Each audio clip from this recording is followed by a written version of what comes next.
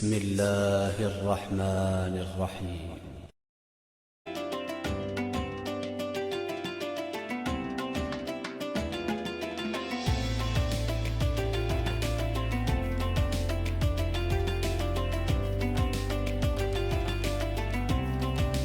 یونس نے مجھے ابن شہاب سے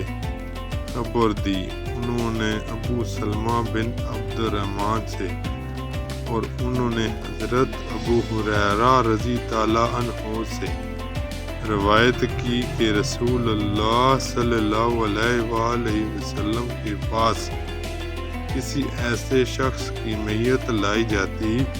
جس پر قرضہ ہوتا تو آپ پوچھتے، کیا اس نے قرضے کی ادائیگی کے لیے کچھ چھوڑا ہے؟ اگر بتایا جاتا کہ اس نے قرض چکانے کے بقدر مال چھوڑا ہے تو آپ اس کی نماز جنازہ پڑھا دیتے،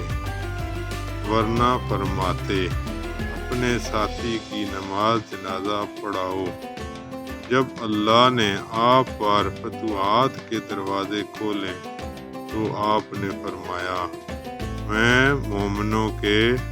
خود ان کی اپنی نسبت بھی زیادہ قریب ہوں،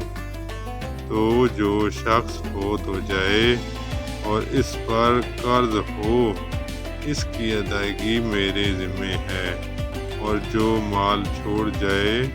اس کے ورثوں کا ہے۔